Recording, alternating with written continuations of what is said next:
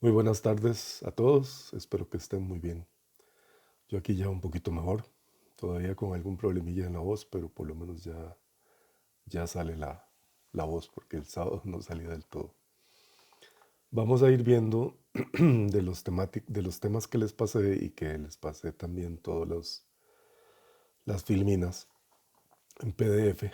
Van a buscar la que dice genealogía en Costa Rica, porque vamos a retomar brevemente algunos de los temas. Sobre todo me interesa que quede bien claro, digamos que siempre hay mucho material a disposición para consultar y ver si de pronto algo de lo que nosotros buscamos ya fue hecho por alguna persona. Me voy a referir brevemente a los precursores del siglo XIX, José María Figueroa Ariamuno, 1820-1900. Él es realmente el primer genealogista, digamos, moderno. Eh, Recurrió a la entrevista, era tipo antropológica. Él visitaba a la gente, hablaba con ella, les preguntaba, iba anotando todo lo que les decía. Y así armó los árboles genealógicos que él dibujó en el arbolito, en el álbum de Figueroa. Es importante porque él incluyó familias de Alajuela, Heredia, San José, Cartago y creo que ya dije Alajuela.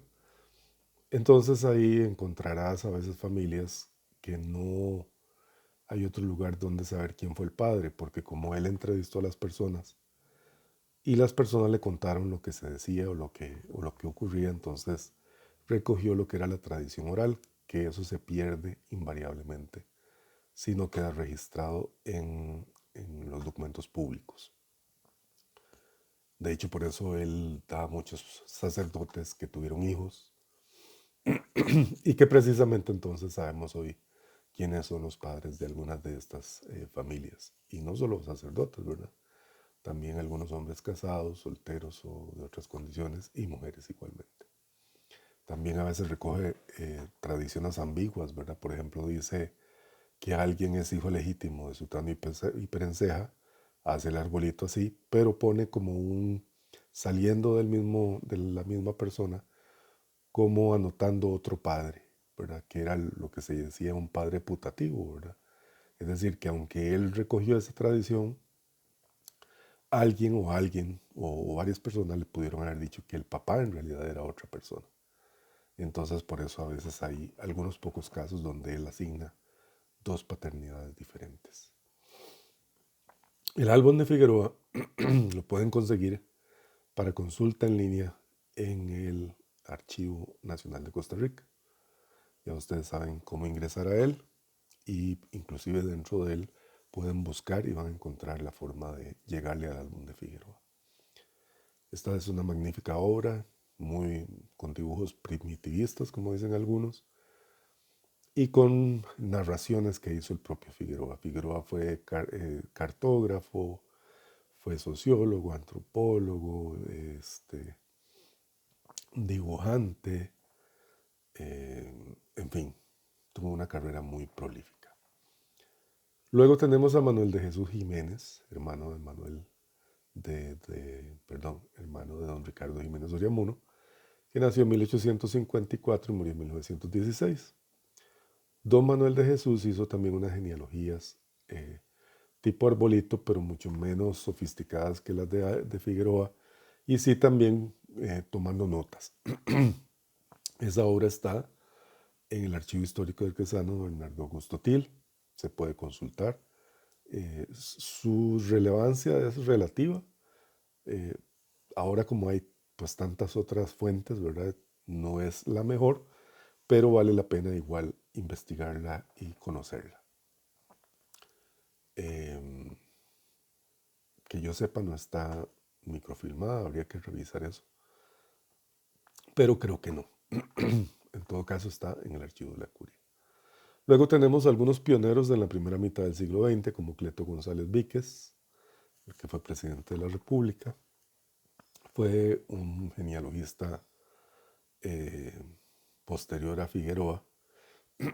Parece que es el autor del primer artículo genealógico publicado en papel en Costa Rica en 1898 sobre el parentesco entre varios presidentes de la República descendientes de los Fernández Acosta, llamados equivocadamente Fernández del Val, aunque en España sí fueron llamados así. En Costa Rica el señor que llegó se llamó Juan Fernández Martínez y se casó con María Cayetana de Acosta Arévalo, pero yo le digo Fernández de Acosta. De hecho, alguna de las hijas firmó así. Él publicó diferentes artículos en revistas, en el Archivo Nacional. Lamentablemente no está tan divulgado, ¿verdad? El tomo 5 de historia de Costa Rica, de la editorial Costa Rica, el tomo 5 trae un artículo muy clásico de él sobre los Alvarado. Vale la pena conseguirlo, en compra y venta se suele conseguir. Luego tenemos a Eladio Prado Sáenz, que nació en 1880, murió en el 41.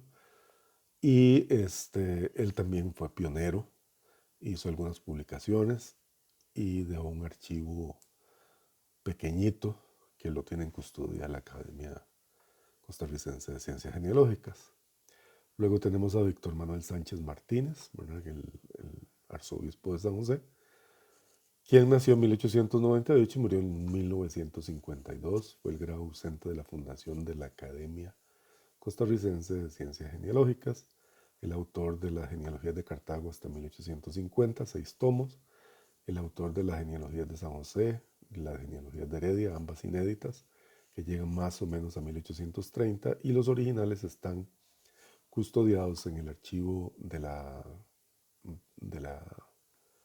curia, es decir, el archivo Bernardo Augusto Til. Los vende tanto la Asociación de Genealogía e Historia como el Archivo Histórico de Diocesano. Ahorita no recuerdo el precio, creo que son 25,000, no estoy seguro. Para los que van a seguir metidos en el ámbito de la genealogía, es muy recomendable tenerlos, ¿verdad? Si no, pues no es tan necesario, ¿verdad? Pero si usted siente, tal vez no es ahora el momento, ¿verdad? Pero cuando ya usted lleva un segundo curso y dice, sí, definitivamente es lo que me gusta, pues vale la pena comprarlos. Luego tenemos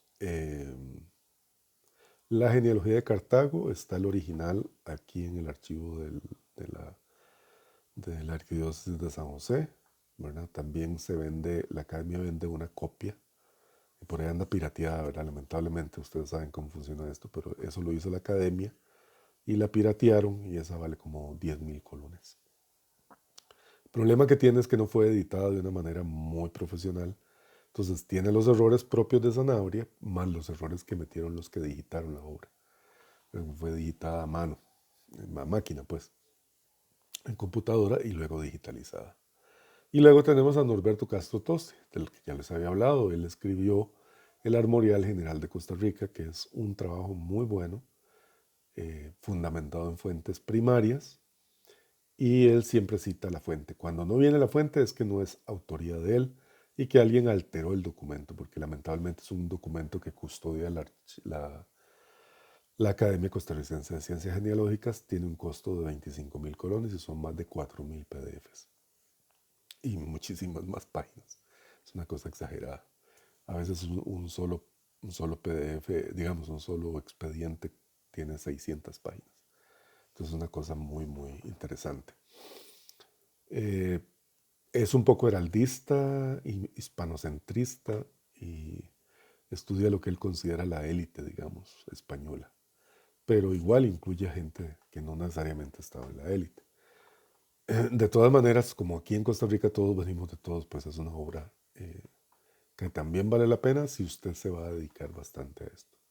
Pero si no, pues el valor siempre va a ser relativo. Ahora, tenemos otros en la segunda mitad del siglo XX, como Ernesto Quiroz Aguilar, cuyo principal mérito fue crear la Academia Costarricense de Ciencias Genealógicas. Enrique Robert Luján, que fue presidente también de la Academia, un buen investigador, digamos, para la época siempre hay que pensar que la genealogía como ciencia no es hasta los años 90 que se hace de una manera más sistemática como una ciencia, ¿verdad? Antes era un pasatiempo, si se quiere, ¿verdad? Y criticado porque pues la gente lo que hacía era exaltar a los poderosos. Y don Rafael Obregón Loría, que escribió Las genealogías de la Alajuela, muy importantes, una obra muy importante que está en el Museo Histórico Cultural Juan Santamaría. La obra se vende, son 6 tomos, y la venden actualmente a un precio muy, muy económico, como 1.000 colones cada tomo. Así que lo recomiendo. Luego se creó la Academia Costarricense de Ciencias Genealógicas en 1952. Y también se creó la Asociación de Genealogía e Historia de Costa Rica en 1993, era casi 30 años después. Como una respuesta, digamos, a lo que presentaba en su momento la academia, ¿verdad? Que era cierta cerrazón, cierta preocupación solo por los estudios de las élites, ¿verdad? Cuando en realidad en un país, pues venimos de todos, generalmente, ¿verdad? Aún las mismas élites no vienen siempre exclusivamente de las élites, salvo algunos otros lugares del mundo. No es el caso de Costa Rica, donde la mezcla se dio desde tiempos inmemoriales entre los más ricos y los menos ricos. Por supuesto que algunas familias mantuvieron un perfil, por decirlo de alguna manera, más alto que otros, ¿verdad? Entonces, eso sí, quería grabarles este pequeño videito sobre ese tema para que lo tengan ahí presente también y tengan en cuenta que son material, contienen material que puede serles de gran utilidad. Gracias.